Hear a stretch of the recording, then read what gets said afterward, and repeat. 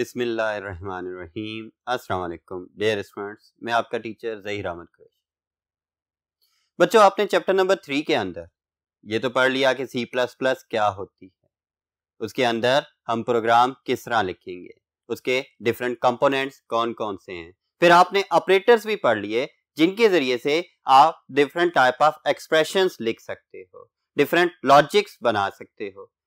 तो ये तो आपके पास चैप्टर नंबर 3 के अंदर सारा कुछ आ गया। जो बेसिक एलिमेंट्स से C++ के या बेसिक रिक्वायरमेंट थी वो आप चैप्टर नंबर 3 में सारी की सारी फुलफिल कर चुके हो। लेकिन अब हम चैप्टर नंबर 4 में डिस्कस करेंगे कंट्रोल स्ट्रक्चर्स के हवाले से। कंट्रोल स्ट्रक्चर्स हैं क्या? कंट्रोल स्ट्रक्चर्स बेसिकली वो स्ट्रक्चर्स या सेट ऑफ स्टेटमेंट्स हैं जिनके जरिए से हम एक्चुअल प्रोग्रामिंग कर रहे होते हैं। कोई भी क्राइटेरिया आ जाता है, कोई भी सिनेरियो आ जाता है, उस सिनेरियो को परफॉर्म करने के लिए या उसके अंदर डिफरेंट डिसीजंस लेने के लिए या स्टेटमेंट्स को रिपीट करने के लिए या कोई लॉजिक डिफाइन करने के लिए हमें कंट्रोल स्ट्रक्चर्स की जरूरत पड़ती है। Control structures basically execution of statements को डिफाइन कर रहे होते हैं कि किस सिचुएशन में कौन सी स्टेटमेंट एग्जीक्यूट होनी है और कौन सी स्टेटमेंट एग्जीक्यूट नहीं होनी, या कौन सी स्टेटमेंट कब एग्जीक्यूट होनी चाहिए, कब एग्जीक्यूट नहीं होनी चाहिए। ये चीजें डिसाइड की जाती हैं किसके जरिए से? कंट्रोल स्ट्रक्चर्स के जरिए से। नाम से ही आपको पता लग रहा है कि control structures to control the things. तो बेटा इसे डिफाइन करते हैं और इसकी डिफरेंट टाइप्स को डिस्कस करते हैं। What are control structures?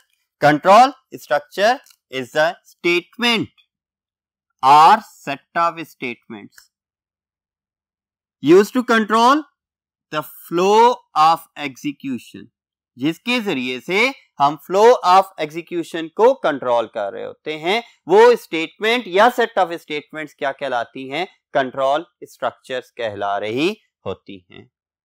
ठीक है, इसी को डिसीजन कॉन्स्ट्रेंट भी कहते हैं। मींस कंट्रोल स्ट्रक्चर या डिसीजन कॉन्स्ट्रेंट। डिसीजन कॉन्स्टेंट क्यों कह रहे हैं? क्योंकि इसके अंदर डिसीजन लिया जा रहा होता है कि किसी स्टेटमेंट ने एग्जीक्यूट होना है या स्किप होना है, या एग्जीक्यूट होना है तो कितने टाइम्स एग्जीक्यूट होना है। तो ये चीजें किसके अंदर हो रही होती हैं? कंट्रोल स्ट्रक्चर के अंदर परफॉर्म की जा रही होती हैं। नेक्स्ट पॉइंट डिस्कस करते हैं। It describes a way to execute. ये क्या कहता है? डिस्क्राइब कर रहा होता है way to execute the set of statements. किन चीजों को? सेट ऑफ स्टेटमेंट्स को। कैसे? आइदर इन अ सीक्वेंस, या तो सीक्वेंस के अंदर, या depending on condition, means execution of the statement और ignoring the statement depending on the condition. किसी कंडीशन की बेस के ऊपर ये डिसाइड करेंगे कि क्या स्टेटमेंट से एग्जीक्यूट होना है या इग्नोर किया जाना है। और अगेन एंड अगेन रेपिटेडली एक स्टेटमेंट को या एक जैसी स्टेटमेंट्स को बार बार रिपीट करना। स्टेटमेंट को एक दफा लिखना और उसे जितने टाइम्स आप एग्जीक्यूट करना चाहो कर सकते हो। ये चीजें आपके पास किस में आती हैं? कंट्रोल स्ट्रक्चर के जरिए से परफॉर्म की जा सकती हैं। मींस कंट्रोल स्ट्रक्चर के जरिए से हम किस तरह से स्टेटमेंट्स को एग्जीक्यूट करते हैं? Either in a sequence execute कर सकते हैं, या फिर हम कंडीशन की बेस के ऊपर एग्जीक्यूट या स्किप कर सकते हैं, यानी डिसीजन ले सकते हैं कि स्टेटमेंट ने एग्जीक्यूट होना है या स्किप होना है।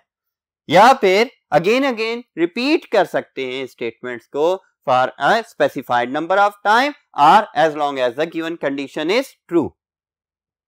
नेक्स्ट पॉइंट है बेटा, by default statements are executed in a sequence.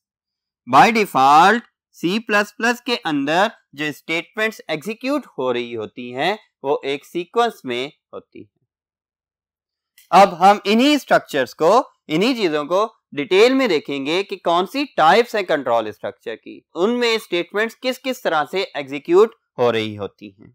So types of control structure, there are following 3 types of control structure. जो बेसिक टाइप्स हैं उनमें 3 टाइप्स आ जाती हैं। सबसे पहली type sequential structure.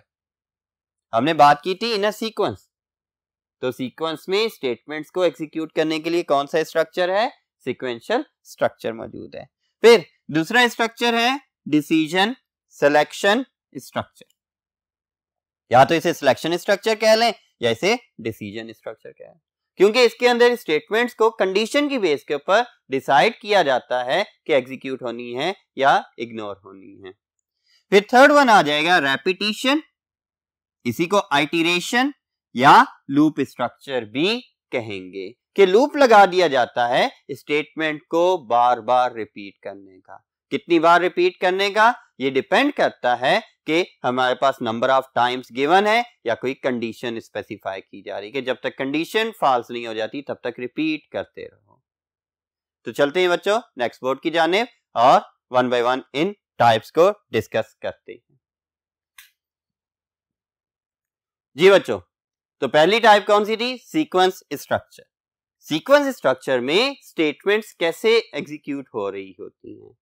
Sequence structure के अंदर स्टेटमेंट या ब्लॉक ऑफ स्टेटमेंट्स एग्जीक्यूट होता है वन आफ्टर एन अदर। ठीक है, मींस ये स्ट्रक्चर स्टेटमेंट्स को एग्जीक्यूट करता है one after another in a sequence, एक सीक्वेंस में। किस सीक्वेंस में? जिस सीक्वेंस के अंदर वो स्टेटमेंट्स लिखी गई होती हैं उसी सीक्वेंस के अंदर वो स्टेटमेंट्स एग्जीक्यूट हो रही होती हैं। Neither the statement ignores nor repeats again। इसमें ना तो कोई स्टेटमेंट इग्नोर होती है और ना ही दोबारा रिपीट हो रही होती है, यानी एक से ज्यादा टाइम्स एक स्टेटमेंट एग्जीक्यूट नहीं हो रही होती। किसमें? सीक्वेंस स्ट्रक्चर के अंदर। अब बात आती है कि एक स्टेटमेंट को मैंने 10 दफा रिपीट करना हो, फिर क्या करूंगा? फिर उसके लिए मुझे वो स्टेटमेंट बार बार लिखनी पड़ेगी। इस स्ट्रक्चर के अंदर कोड का साइज बहुत बढ़ जाता है क्योंकि स्टेटमेंट्स बार बार लिखी जा रही होती हैं। जिधर भी एग्जीक्यूट करना है वहां पर दोबारा से स्टेटमेंट्स को लिख लो, या एक स्टेटमेंट को 100 टाइम्स आपने रिपीट करना है, एग्जीक्यूट करवाना है, तो 100 टाइम्स लिखनी पड़ेगी या कॉपी पेस्ट करनी पड़ेगी, जिससे आपके कोड का साइज बहुत बढ़ जाएगा। इसके साथ साथ एक और प्रॉब्लम आ जाएगी कि अगर आपने स्टेटमेंट में कोई चेंजेस करनी है तब उन चेंजेस को परफॉर्म करने के लिए आपको इंडिविजुअली हर स्टेटमेंट के अंदर चेंजेस परफॉर्म करनी पड़ेंगी, तब वो चेंजेस अकर करेंगी, अदरवाइज चेंजेस प्रॉपरली परफॉर्म नहीं होंगी। तो बेटा इसी वजह से to repeat the statement it must be written again, कि अगर किसी स्टेटमेंट को सीक्वेंस स्ट्रक्चर के अंदर रिपीट करना है तो इसे दोबारा लिखना पड़ता है।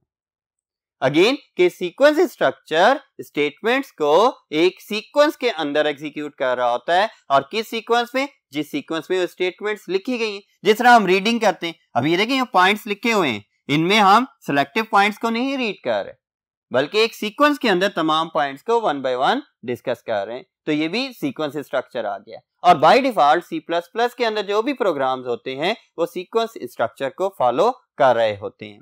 अगर हम इसका सिंटैक्स देखें, सिंटैक्स के अंदर क्या है कि सबसे पहले स्टेटमेंट 1 एग्जीक्यूट हो रही, फिर उसके बाद स्टेटमेंट 2, फिर statement 3, statement 4 up to statement n तक ये एग्जीक्यूशन चलती रहेगी। और कब तक? ये जब तक प्रोग्राम एंड नहीं हो जाता। इसी चीज को हमने डायग्रामेटिकली फ्लो चार्ट के जरिए से भी देखा कि स्टेटमेंट 1 के बाद एग्जीक्यूशन मूव हो रही है कहां पर? स्टेटमेंट 2 पर। स्टेटमेंट 2 के बाद एग्जीक्यूशन कहां जा रही है? 3, 4, 5 अप टू स्टेटमेंट n तक। Means n means the last statement तक एग्जीक्यूशन परफॉर्म होती रहेगी। तो बच्चों ये था सीक्वेंस स्ट्रक्चर। अब हम डिस्कस करते हैं second type of control structures को, that is selection structure. Selection structure को और क्या कहा जाता है? डिसीजन या कंडीशनल स्ट्रक्चर भी कहा जाता है। क्यों कहा जा रहा है? क्योंकि इसकी बेस के ऊपर हम डिसाइड कर रहे होते हैं कि कौन सी स्टेटमेंट से एग्जीक्यूट करना है और कौन सी स्टेटमेंट ने एग्जीक्यूट नहीं करना। सिलेक्शन ऑफ स्टेटमेंट्स कर रहे होते हैं in simple words. Selection structure के जरिए से हम स्टेटमेंट्स को सिलेक्ट करते हैं। हम ये सिलेक्शन कर रहे होते हैं कि कौन सी स्टेटमेंट्स एग्जीक्यूट होनी है और कौन सी स्टेटमेंट्स को इग्नोर किया जाएगा। तो बेटे इसी में देखते हैं कि it executes the block of statements on the basis of given condition. किसकी बेस के ऊपर वो सिलेक्शन की जा रही होती है? Basically on the basis of given condition selection की जा रही है। लाइक आपका रिजल्ट स्टेटस आ जाता है कि पास होगा या फेल होगा स्टूडेंट। पास कब होगा? अगर मार्क्स 33 से अबव हैं तब स्टूडेंट पास है, अगर 33 से बिलो हैं तब फेल है। तो इन चीजों के लिए आपके पास क्या आ गया, अब मार्क्स इज ग्रेटर देन और इक्वल टू 33, ये क्या बन गया, एक कंडीशन बन गई।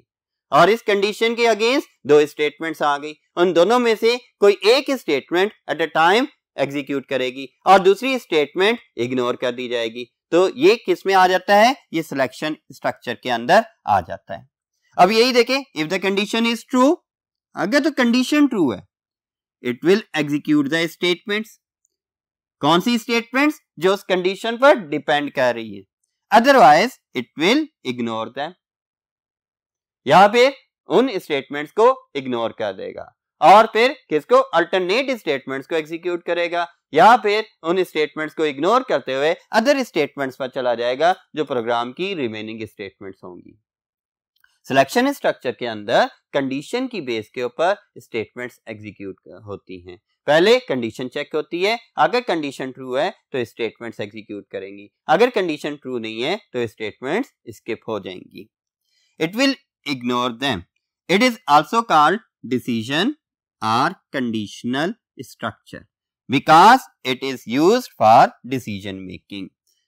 क्यों इसे कंडीशनल या डिसीजन स्ट्रक्चर कहते हैं, क्योंकि इसके जरिए से हम डिसीजन ले रहे होते हैं कि कौन सी स्टेटमेंट से एग्जीक्यूट करना है। और कंडीशनल क्यों कह रहे हैं, क्योंकि वो डिसीजन कंडीशंस की बेस के ऊपर अक्कर हो रहा होता है।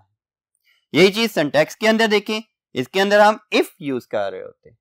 उर्दू में अगर का वर्ड हम फ्रीक्वेंटली यूज कर रहे होंगे, अगर ऐसा हुआ तो फिर क्या करें, ऐसा ना हुआ तो फिर क्या होगा, तो वो चीजें। और इंग्लिश में हम इफ यूज कर रहे होते हैं, इफ के बाद कंडीशन आ जाएगी। कंडीशन क्या होगी, ऐसा स्ट्रक्चर या ऐसी स्टेटमेंट्स हैं जो कि हमारे पास रिलेशनल ऑपरेटर या लॉजिकल ऑपरेटर्स के जरिए से बनाई जाती हैं। तो वो एक्सप्रेशंस हमारे पास कंडीशन कहलाते हैं और जिनका रिजल्ट या तो ट्रू होता है या फॉल्स होता है। ये बूलियन एक्सप्रेशंस होते हैं। तो कंडीशन आ जाती, अगर कंडीशन ट्रू है तो ट्रू ब्लॉक एग्जीक्यूट हो जाएगा, अगर कंडीशन ट्रू नहीं है तो ये स्किप हो जाएगा और अदर स्टेटमेंट्स पर कंट्रोल मूव हो जाएगा। अब देखिए फ्लो को, कि अगर कंडीशन ट्रू हुई चेक होने पर तो ट्रू ब्लॉक एग्जीक्यूट हो गया और उसके बाद अदर स्टेटमेंट्स एग्जीक्यूट होगी, और अगर कंडीशन ट्रू नहीं हुई तो ट्रू ब्लॉक स्किप हो गया, इग्नोर हो गया, ये एग्जीक्यूट नहीं हो रहा और कंट्रोल डायरेक्टली कहां जा रहा है, अदर स्टेटमेंट्स पर जा रहा है। यही चीज फ्लो चार्ट के जरिए से देखें, कंडीशन को हमने डायमंड शेप में रखा है और ट्रू की केस में ये कहां पर आ गया, ट्रू ब्लॉक पर, और उसके बाद अदर स्टेटमेंट्स पर चला गया। और अगर कंडीशन ट्रू नहीं होती, फॉल्स हो रही है, तो डायरेक्टली अदर स्टेटमेंट्स पर आ रहा है, ये ट्रू ब्लॉक बीच में से इग्नोर किया जा रहा है। तो बेटा सिलेक्शन स्ट्रक्चर डिफरेंट टाइप्स के हैं जो आप C++ में पढ़ेंगे। इनमें इफ स्ट्रक्चर आ जाएगा जो सिंपल इफ है, जिस तरह से ये सिंपल इफ के लिए यूज हो रहा है। फिर इफ एल्स आ जाएगा जिसमें वन अल्टरनेटिव यूज हो रहा होता है कि ट्रू के केस में क्या, कौन सी स्टेटमेंट एग्जीक्यूट करे, और फॉल्स के केस में क्या या कौन सी स्टेटमेंट्स एग्जीक्यूट हो। तो ये आपके पास इफ एल्स के जरिए। फिर अगर एक से ज्यादा स्ट्रक्चर्स या स्टेटमेंट्स ऐसी आ जाती हैं और उनके साथ साथ कंडीशंस हैं जिनमें से किसी एक कंडीशन ने ट्रू होना है, उसके लिए हमारे पास एल्स इफ, या उसे हम इफ एल्स इफ स्ट्रक्चर भी कहते हैं, वो यूज किया जाता है। फिर उसके अलावा हमारे पास मेन्यू सिलेक्शन के लिए मल्टीपल मेन्यू ऑप्शंस हैं, उनमें से किसी एक मेन्यू को सिलेक्ट करना है, उसके लिए हमारे पास स्विच स्ट्रक्चर भी यूज किया जाएगा। ये तमाम के तमाम स्ट्रक्चर सिलेक्शन स्ट्रक्चर की टाइप्स आ जाती हैं। चलते हैं नेक्स्ट बोर्ड के ऊपर और बाकी टॉपिक को कंटिन्यू करते हैं। जी बेटा, if else, else if and switch as well as nested if are its examples are types. Means selection structure की examples कौन कौन सी हैं? If structure, if else, else if, switch statement और nested if. अब ये nested if क्या है? Nested if अगर एक if कंडीशन दूसरे if कंडीशन के ऊपर डिपेंड कर रही हो तो उसे हम नेस्टेड इफ स्ट्रक्चर कहेंगे। इन्हें हम वन बाय वन डिटेल में इस चैप्टर के अंदर डिस्कस करेंगे और इनके प्रोग्राम्स भी लिखेंगे। तो डिस्कस करते हैं नेक्स्ट स्ट्रक्चर को। वो क्या है? रेपिटेशन स्ट्रक्चर आ जाता है। रेपिटेशन स्ट्रक्चर को हम आइटरेशन या लूप स्ट्रक्चर भी कहते हैं। आइटरेट करना मींस सेम स्टेटमेंट को बार बार रिपीट करना, आइटरेट कहलाता है। या लूप के अंदर भी साइक्लिक आइटरेशन आ जाती है कि जी रेपिटेशन ऑफ सेम स्टेटमेंट्स आ जाती हैं, तो इसे हम रेपिटेशन स्ट्रक्चर, आइटरेशन स्ट्रक्चर या फिर लूप स्ट्रक्चर भी कहते हैं। अब ये क्या करता है, किस तरह से स्टेटमेंट्स को एग्जीक्यूट करता है? इट एग्जीक्यूट्स द स्टेटमेंट और सेट ऑफ स्टेटमेंट्स। हम इसे कलेक्टिवली ब्लॉक ऑफ स्टेटमेंट्स भी कह सकते हैं। ये क्या कर रहा है? एग्जीक्यूट कर रहा है अगेन एंड अगेन। अब अगेन एंड अगेन बात आती है कि कितने टाइम्स, कब तक? इनफिनाइट टाइम्स नहीं, हम यहां पर भी कंडीशन यूज कर सकते हैं, या फिर हम कंडीशन के जरिए से ये भी बता सकते हैं कि इतने नंबर ऑफ टाइम्स आप इसे रिपीट कर दो। लाइक आप टेबल पढ़ रहे होते हो, टेबल के अंदर क्या हो रहा है? सिर्फ रिजल्ट चेंज हो रहा है, बाकी स्टेटमेंट्स वैसे आ रही। अब इसी तरह से आप जब याद करते हो तो एक ही डेफिनेशन को बार बार रीड करते जा रहे होते हो। कब तक रीड करते जा रहे होते हो? जब तक आपको याद ना हो जाए। याद हो गई, आप उसे छोड़कर नेक्स्ट चले जाते हो डेफिनेशन के ऊपर। इसी तरह से आपके पास डिफरेंट स्ट्रक्चर्स या एग्जांपल्स आ जाती हैं जिन्हें हम रेपिटेशन या लूप स्ट्रक्चर के जरिए परफॉर्म कर सकते हैं। एग्जांपल्स में सबसे बड़ी एग्जांपल घड़ी की सुइयां हैं, तो बार बार रिपीट हो रही हैं। सेकंड की सुई भी, इसी तरह से मिनट की भी, घंटे की भी रिपीट हो रही होती हैं। कोई दिन के लिए, कोई घंटों के लिए, कोई सेकंड्स के लिए रेपिटेशन करती जा रही होती हैं और उसकी बेस पर कोई वैल्यू चेंज भी होती जा रही होती है। तो बेटे यही चीज आती है कि ये एग्जीक्यूट करती है स्टेटमेंट या सेट ऑफ स्टेटमेंट्स को बार बार। अब दो सिनेरियोज आ जाते हैं। पहला scenario, for a specified number of times, means हमें नंबर ऑफ टाइम्स या काउंट्स पहले से पता है कि 10 टाइम्स रिपीट करना है, 100 टाइम्स रिपीट करना है या 1000 टाइम्स रिपीट करना है, हमें पहले से पता है। तो हम स्ट्रक्चर के थ्रू, रेपिटेशन स्ट्रक्चर के थ्रू ये चीज डिफाइन कर देते हैं कि इतने नंबर ऑफ टाइम्स इसे रिपीट कर दो। तो कंप्यूटर क्या करता है? इतने नंबर ऑफ टाइम्स रिपीट कर देता है। अगर नंबर ऑफ टाइम्स नहीं पता, फिर हमें कंडीशन पता होती है, as long as a given condition is true। कब तक? जब तक आपकी कंडीशन ट्रू नहीं हो जाती। ठीक है, आप क्या करते हैं जब आप पढ़ाई कर रहे होते हैं, आम दिनों में घंटे के लिए बैठ कर पढ़ते हो, 10 दिन पढ़ लिया एक सब्जेक्ट को, 20 दिन एक सब्जेक्ट को पढ़ लिया, लेकिन जब आप पेपर्स की तैयारी कर रहे होते हो, आप उस सब्जेक्ट को तब तक कंप्लीटली नहीं छोड़ते जब तक वो आपको प्रिपेयर नहीं हो जाता। मीन्स उसमें आपके पास कंडीशन आ गई कि इसे मैंने कंप्लीट करना है, कंप्लीट प्रिपेयर करना है, वो कंडीशन आ गई। और नंबर ऑफ टाइम्स के लिए ठीक है, इस क्वेश्चन को मैंने 10 दफा लिख लिया, काफी है, याद हुआ नहीं हुआ कोई मसला नहीं। वो आपके पास क्या है? उसमें आपने नंबर ऑफ टाइम्स डिफाइन कर दिया, कंडीशन पर आप नहीं गए। तो ये तमाम ऐसी सिनेरियोज, ऐसी सिचुएशंस में हम कौन सा स्ट्रक्चर यूज करेंगे? रेपिटेशन स्ट्रक्चर यूज करेंगे। इसके सिंटैक्स के जरिए से इसे डिस्कस करते हैं कि इसके सिंटैक्स में कुछ इसके कंपोनेंट्स आ जाते हैं। पहला कंपोनेंट इसका स्टार्ट वैल्यू या इनिशियलाइजेशन होती है। जब भी हमने किसी लूप को स्टार्ट करना है तो उसके लिए हमें पहले इनिशियलाइजेशन करनी पड़ती है। मींस कि किसी वैल्यू से स्टार्ट करना पड़ता है। जब स्टार्ट हो गया, फिर उसके बाद कंट्रोल कहां आ जाता है? कंडीशन को चेक करेगा। मैं अभी एक टाइप के सिंटैक्स के जरिए इसे आपको डिफाइन कर रहा हूं। हम कौन सा इसकी टाइप को डिस्कस कर रहे हैं? व्हाइल लूप को डिस्कस कर रहे हैं। इनिशियलाइजेशन के बाद कंडीशन चेक हो रही। अब कंडीशन अगर तो ट्रू है तो कंट्रोल इसकी बॉडी के अंदर जाएगा और स्टेटमेंट या ब्लॉक ऑफ स्टेटमेंट्स को एग्जीक्यूट करेगा। जब ये स्टेटमेंट एग्जीक्यूट होगी तो इसके बाद इसने वैल्यू ऑब्टेन करनी है for the next repetition.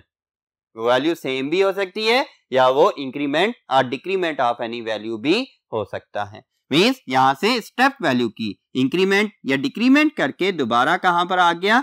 Condition के ऊपर आ गया। फिर कंडीशन चेक हुई, कंडीशन ट्रू है तो body of the loop execute हुई, फिर यहां से स्टेप वैल्यू आ गई और ये प्रोसेस कब तक चलता गया? जब तक कंडीशन फॉल्स नहीं होगी। और जैसे ही कंडीशन फॉल्स हुई, कंट्रोल कहां पर आ गया? इन अदर स्टेटमेंट्स पर आ गया, यानी कि इस लूप की बॉडी से बाहर आ गया।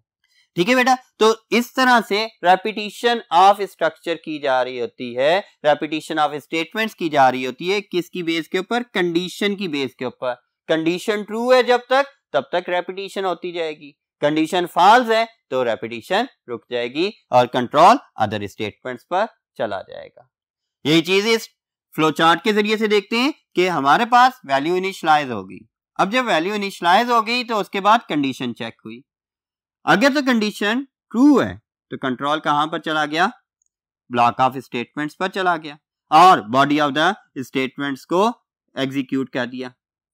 स्टूडेंट्स नहीं, सॉरी, ये क्या आएगा? स्टेटमेंट्स। ठीक है, ब्लॉक ऑफ स्टेटमेंट्स को एग्जीक्यूट कर दिया और इन्हें एग्जीक्यूट करने के बाद कंट्रोल कहां चला गया? इंक्रीमेंट डिक्रीमेंट पर चला गया।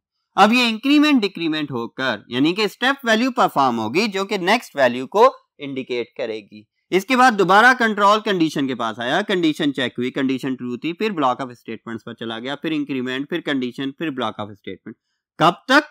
जब तक कंडीशन फॉल्स नहीं होगी और कंडीशन फॉल्स होने पर कंट्रोल कहां पर आ जाएगा? अदर स्टेटमेंट्स पर आ जाएगा। इस ब्लॉक ऑफ स्टेटमेंट से अदर स्टेटमेंट्स पर कंट्रोल डायरेक्टली नहीं जा सकता, इस वजह से ये लाइन रिमूव की गई, क्योंकि आपको बताने के लिए कि ब्लॉक ऑफ स्टेटमेंट्स से कब कंट्रोल अदर स्टेटमेंट्स पर जाएगा? जब कंडीशन फॉल्स होगी। अगर तो कंडीशन ट्रू है तो ये ब्लॉक ऑफ स्टेटमेंट एग्जीक्यूट करके इंक्रीमेंट डिक्रीमेंट या स्टेप वैल्यू पर चला जाता है। इस तरह से ये स्टेटमेंट्स एग्जीक्यूट हो रही होती हैं। जब भी हमने किसी भी सेट ऑफ स्टेटमेंट्स को अगेन एंड अगेन रिपीट करना होता है तो उसके लिए हम क्या यूज करते हैं? कौन सा स्ट्रक्चर? रेपिटेशन स्ट्रक्चर यूज करते हैं। अगर हम इसकी टाइप्स की बात करें जो कि आपके सिलेबस में होंगी और इन्हें हम डिस्कस भी करेंगे, तो इनमें फॉर लूप आ जाएगा। फॉर लूप एक काउंटर लूप होगा, यानी कि हमने बात की थी कि कब तक रेपिटेशन हो रही है? For a specified number of times. जब तक हमें नंबर ऑफ टाइम्स का पता है कि इतने नंबर ऑफ टाइम्स है, फिर हम कौन सा लूप यूज करेंगे? फॉर लूप यूज करेंगे। दूसरे दोनों while loop and do while loop, ये कंडीशनल लूप्स कहलाते हैं। मींस इनकी एग्जीक्यूशन बेस कर रही होती है कंडीशन के ट्रू रहने तक। जैसे ही कंडीशन फॉल्स होगी इनकी एग्जीक्यूशन स्टॉप हो जाती है। तो बेटा इसके साथ साथ नेस्टेड लूप आ जाता है कि execution of one loop depending on the execution of another loop. इन्हें हम डिटेल में अपने सिलेबस के अंदर पढ़ेंगे और ये सारा कुछ इसी चैप्टर का हिस्सा होंगे।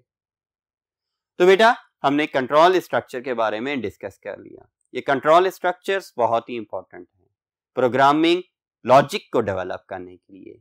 अगर मैं ये कहूं तो एक्चुअल प्रोग्रामिंग जो परफॉर्म हो रही है वो इन कंट्रोल स्ट्रक्चर्स के जरिए से परफॉर्म हो रही होती है, तो ये गलत नहीं होगा। उम्मीद है कि आपको ये लेक्चर अच्छे से समझ आया होगा। अपना ख्याल रखें और मुझे इजाजत दें। अल्लाह हाफ़िज़।